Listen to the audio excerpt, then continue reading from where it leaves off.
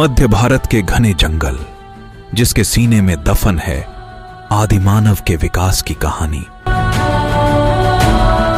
एक आर्कोलॉजिस्ट जिसे तलाश थी एक नई दुनिया की, जिसको खोजते खोजते जंगल ने दिया उससे भी बड़ा नजराना।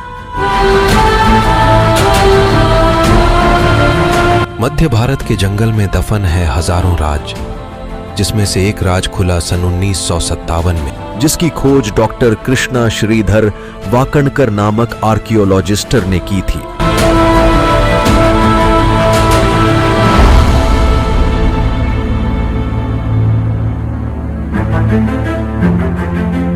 आज उस स्थान को भीमबेटका की गुफाओं के नाम से जाना जाता है, जहां पर आदि मानव के भित्ति चित्र आपको मिलते हैं और उनके मानव जीवन के विकास की कहानी बयां करती है। तो आज मैं आपको ले चल रहा हूं उन भीमबेटका की गुफाओं की ओर, जहां दफन है पूरा पाषाण काल से मध्य पाषाण काल तक के आदि मानव के जीवन विकास की कहानी। और उन गुफाओं में जाकर के खोज करेंगे कि क्या थी उनके जीवन शैली और कैसे था उनका रहन सहन।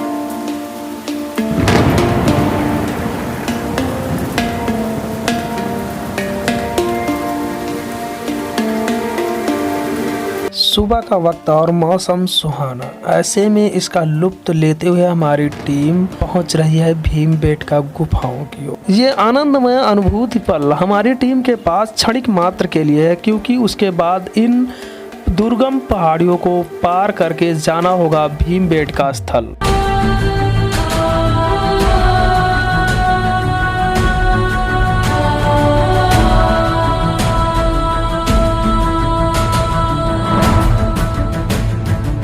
हमारी टीम अब पहुंच चुकी है और वहां के प्रवेश के लिए लेती है टिकट काउंटर से टिकट, प्रवेश शुल्क, जो कि एक तरीके से इसे आप टिकट के तौर पे भी जान सकते हैं।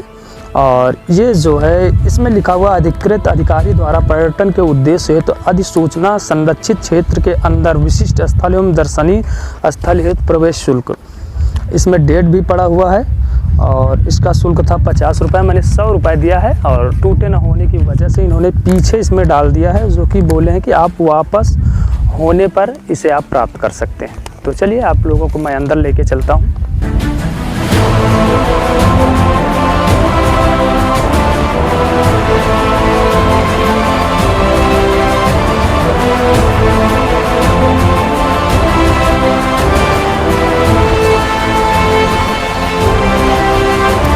जैसे ही आप भीमबेटका गुफाओं में प्रवेश के लिए जाते हैं, सबसे पहले आपका सामना इन सूचना पटल से पड़ता है और इन सूचना पटल में उस मानव विकास की कहानी के साथ यहाँ पर किन किन व्यक्तियों ने अपना योगदान दिया है इन गुफाओं को सजोने में, उनका भी नाम अंकित है। और साथ में यहाँ पर भीमू और उसके परिवार की कहानी दे रखे हैं।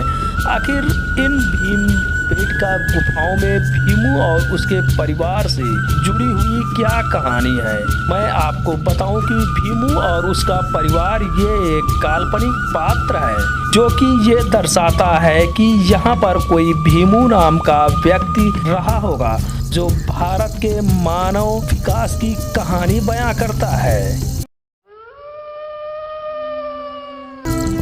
आदि मानव के जीवन की कहानी आधारित है भीमू के उस चित्रण पर। आज भीमू बहुत परेशान है, क्योंकि उसे पता है कि अब हमारा जीवन यापन शिकार से नहीं चलेगा। उसने एक नई खोज की, उसने पेड़ों के कुछ जड़ों को निकाला और उसे पत्नी को दिया खाने के रूप में।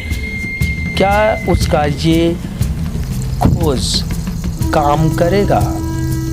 परंतु उससे पहले मैं बता दूं, भीमू अपने इतिहास को इस दुनिया के सामने लाने के लिए लगातार अपने उन गतिविधियों को चित्रण करता है इन गुफाओं में। और वो चाहे शिकार हो या फिर नृत्य हो या उसकी कोई और गतिविधि हो, तो आखिर इसकी पूरी कहानी क्या है? आखिर वो कैसे अपने इस जीवन शैली को चित्रण करता था? आखिर जिस काल में ना छेनियाँ थी, ना हथौड़ियाँ थी, ना किसी औजार का ज्ञान था और ना ही उन्हें लोहे तांबे का जैसी कोई धातु का ज्ञान था, तो फिर इन बड़ी बड़ी गुफाओं का निर्माण कैसे किया गया और इन गुफाओं में चित्रण कैसे किए गए, क्योंकि उस काल में उन आदिमानव को किसी भी कलर का कोई ज्ञान नहीं था। तो ये सभी कहानी को देखने के लिए हमारे चैनल को सब्सक्राइब करें और आने वाले वीडियो को देखें और आप ये जानेंगे कि कैसे आदि मानव ने इस विकास की शुरुआत की थी।